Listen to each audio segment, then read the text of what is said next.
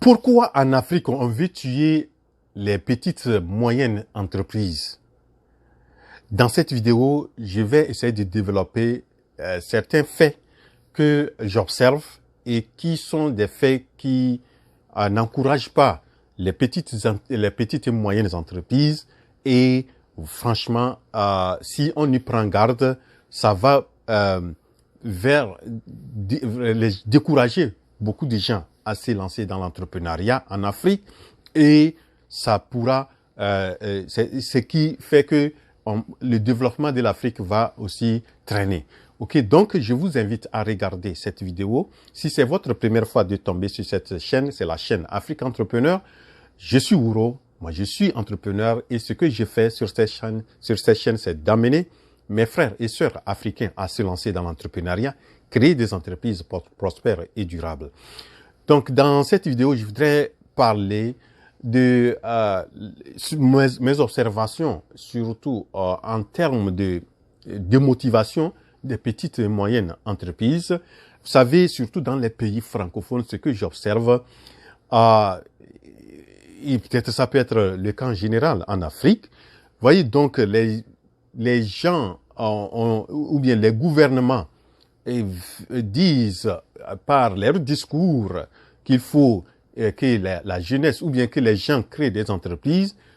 On fait des trucs pour amener la création des entreprises. Des fois, on dit qu'on a allégé les conditions de création d'entreprises, mais en réalité, moi, je pense que c'est une manière pour pouvoir avoir la même mise sur ces entreprises et les structurer, ce qu'ils appellent comme taxes ou impôts.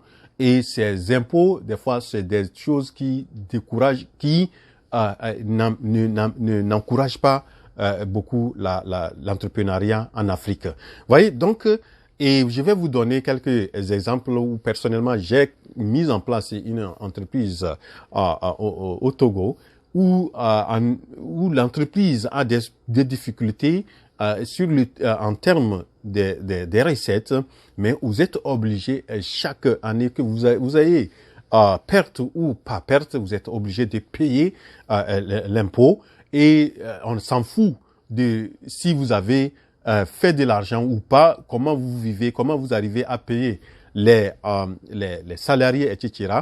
Et aussi, nous sommes aussi dans un domaine de l'agro-business où nous avons mis une ferme, il y a moi et certains amis aussi, et vraiment, je vois que l'État est en train de courir pour demander les aspects des documents, les quoi, tout ça là, pour pouvoir vérifier si on est à jour, alors qu'on l'est. Nous savons que nous payons chaque année les choses.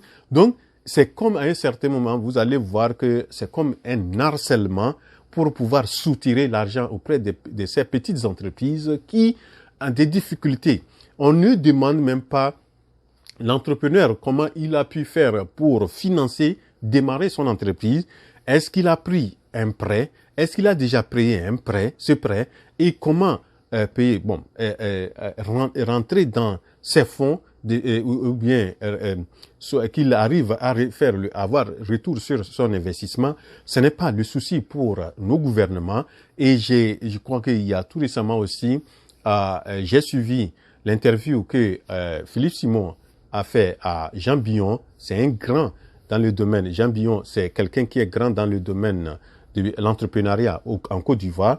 Et c'est presque la même chose, les mêmes harcèlements par les directions des impôts pour pouvoir soutirer des gens. Et surtout, c'est au niveau des petites entreprises que ça agit. Lorsque vous êtes en petite entreprise où vous cherchez les moyens pour pouvoir arriver à survivre, il faut que votre entreprise survive, mais ce n'est pas le souci des autorités, de ces gouvernements, c'est de venir vraiment soutirer l'argent et prendre les histoires d'impôts sans vraiment savoir que si l'entreprise est chose. Et ce qui amène des entreprises à fermer. Donc, si vous ouvrez votre entreprise et au bout de temps, vous ne faites pas l'argent, on vient derrière vous pour payer les impôts, etc., vraiment ça pourra décourager. Vous prenez les cas des pays tels que les États-Unis où on fait la promotion de ces petites et moyennes entreprises et surtout ils font la promotion de telle sorte que le financement des entreprises, on finance ces entreprises, petites et moyennes entreprises, et on les accompagne aussi en termes de ces impôts, etc.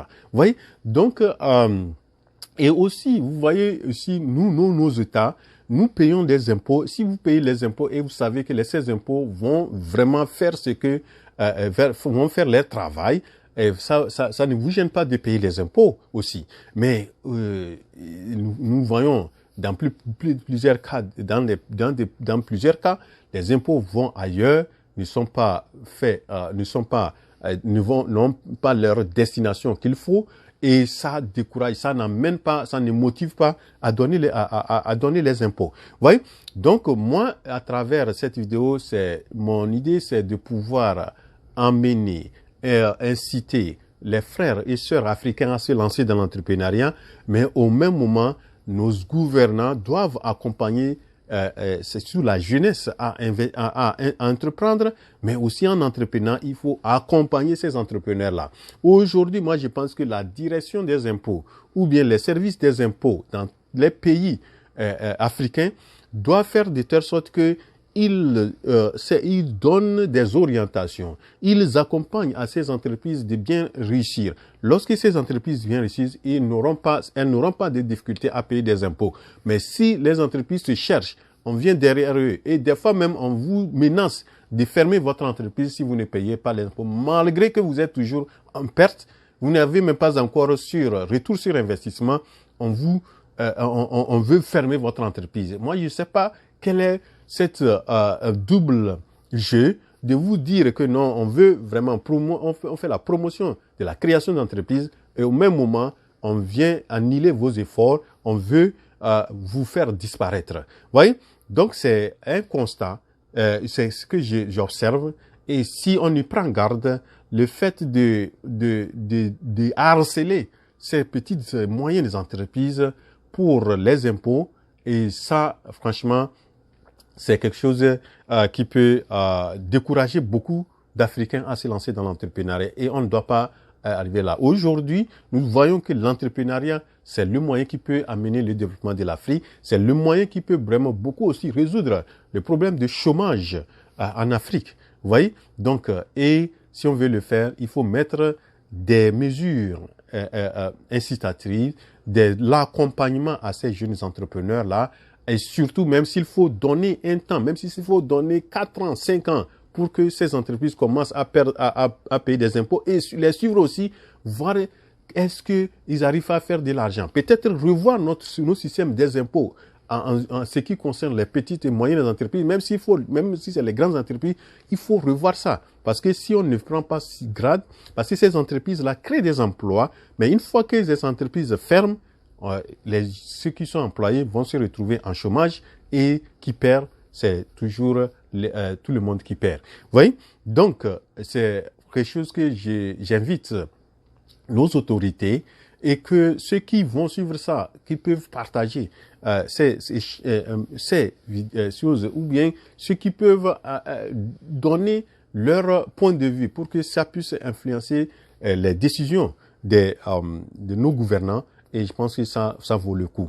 Voilà, donc ce que j'ai voulu présenter dans cette vidéo. J'espère donc que vous l'avez apprécié. Si vous cliquez sur la touche j'aime et si c'est votre première fois de tomber sur cette chaîne, ne quittez pas la vidéo sans vous abonner. Abonnez-vous, abonnez-vous. On se retrouve à la prochaine. C'est votre frère Wuro.